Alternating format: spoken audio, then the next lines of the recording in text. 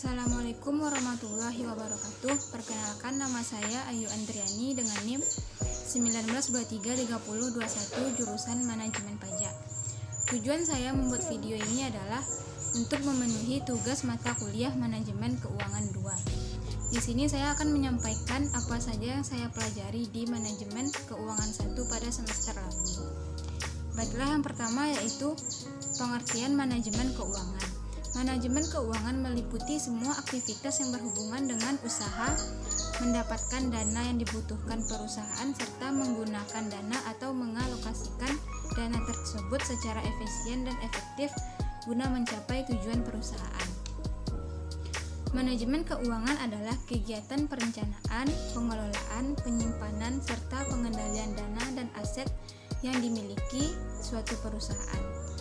Pengelolaan keuangan harus direncanakan dengan matang agar tidak timbul masalah di kemudian hari. Tujuan dari manajemen keuangan ini adalah yang pertama, menjaga arus kas.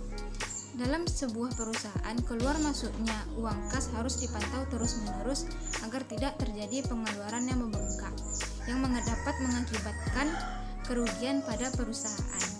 Uang kas biasanya dikeluarkan untuk membeli bahan baku, menggaji karyawan, dan keperluan yang lainnya. Yang kedua yaitu memaksimalkan keuangan perusahaan. Tugas manajemen keuangan bukan hanya mengawasi keuangan, tetapi juga melihat aktivitas anggaran dana yang tidak menguntungkan bagi perusahaan yang dapat dihilangkan dengan cara diganti dengan aktivitas yang lebih menguntungkan perusahaan. Yang ketiga yaitu mempersiapkan struktur modal. Manajer keuangan dalam merencanakan struktur modal harus bisa menyeimbangkan anggaran yang dimiliki dengan dana yang dipinjam perusahaan. Yang keempat, memaksimalkan keuntungan perusahaan. Perencanaan keuangan yang tepat akan mampu memaksimalkan keuangan yang didapat dalam jangka waktu yang panjang. Kelima yaitu meningkatkan efisiensi. Dengan menganggarkan dana yang tepat pada semua aspek, maka efisiensi dana perusahaan akan terus meningkat. Selanjutnya yaitu fungsi manajemen keuangan. Fungsinya yang pertama adalah planning atau perencanaan. Merencanakan keuangan dalam sebuah perusahaan sangatlah penting. Perencanaan keuangan meliputi keuangan uang kas, menghitung laba rugi, dan merencanakan arus kas. Yang kedua, budgeting. Kegiatan mengalokasikan dana untuk semua keperluan perusahaan. Alokasi ini harus dilakukan seminimal mungkin dan memaksimalkan anggaran yang ada. Yang ketiga yaitu controlling. Melakukan pengontrolan atau evaluasi terhadap keuangan yang sedang berjalan. Evaluasi dilakukan untuk memperbaiki sistem keuangan perusahaan agar perusahaan dapat bertahan. Yang keempat yaitu auditing. Proses pemeriksaan keuangan. Pemeriksaan keuangan perusahaan sesuai kaidah akuntansi akan menghindari terjadinya penyelewengan dan penyimpangan dana. Yang kelima yaitu reporting. Melaporkan keuangan perusahaan harus dilaksanakan secara terbuka dan transparan di semua kalangan perusahaan. Laporan ini berguna untuk memberikan informasi keadaan keuangan perusahaan.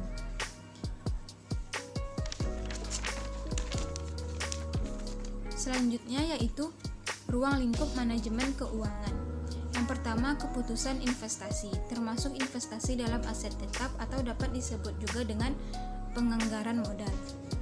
Investasi dalam aset lancar juga merupakan bagian dari keputusan investasi yang disebut sebagai keputusan modal kerja. Yang kedua, keputusan keuangan. Hal ini berhubungan dengan peningkatan keuangan dari berbagai sumber daya yang akan tergantung pada keputusan tentang jenis sumber, periode pembiayaan, biaya pembiayaan, dan pengembaliannya.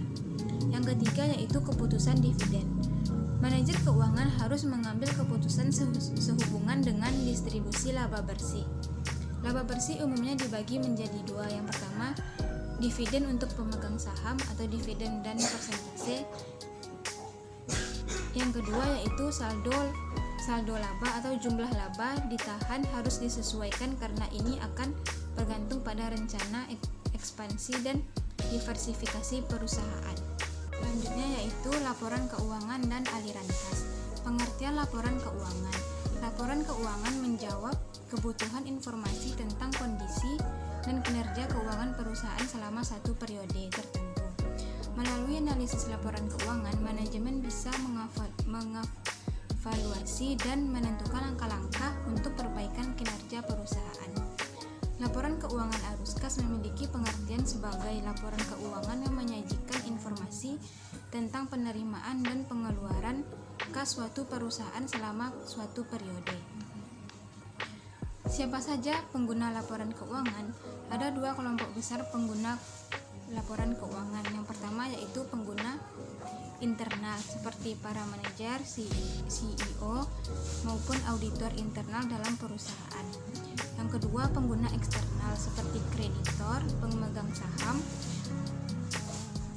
pemerintah, wakil tenaga kerja, pemasok, dan konsumen.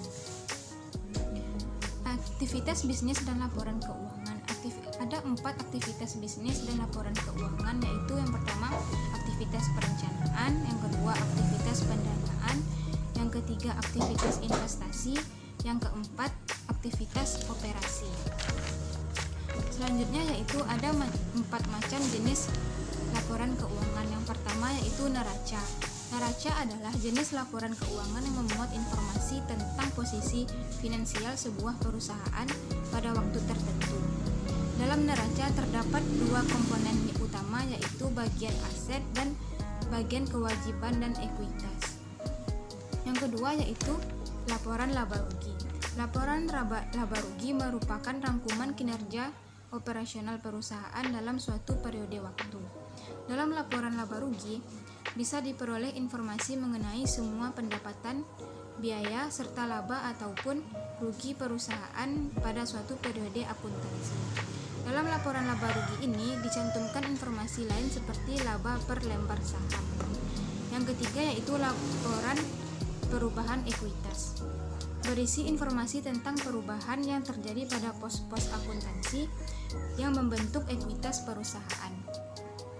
Jenis laporan ini sangat berguna bagi para pengguna informasi laporan keuangan untuk mengetahui alasan terjadinya perubahan pada ekuitas perusahaan. Yang keempat yaitu laporan arus kas. Laporan arus kas ini adalah suatu laporan yang menunjukkan arus kas yang terjadi sebagai akibat dari 3 aktivitas perusahaan pada suatu periode akuntansi, yaitu aktivitas operasi, aktivitas investasi, dan aktivitas pendanaan.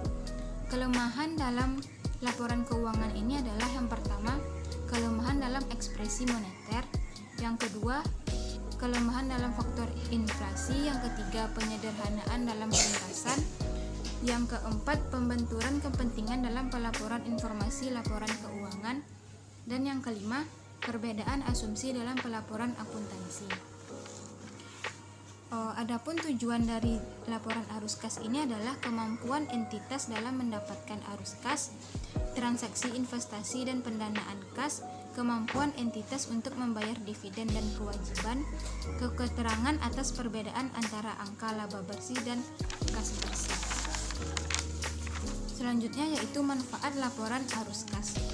Yang pertama yaitu informasi dalam laporan keuangan arus kas dapat memberikan informasi mengenai kemampuan entitas suatu perusahaan dalam menghasilkan arus kas di masa depan. Yang kedua, dari informasi laporan keuangan arus kas dapat dilihat seberapa besar kemampuan perusahaan dalam membayar dividen dan memenuhi kewajibannya. Yang ketiga, dengan adanya data mengenai dana masuk dan keluar atau kas masuk dan keluar, maka laba bersih dapat diketahui sehingga keberhasilan suatu perusahaan dapat diukur dengan jelas.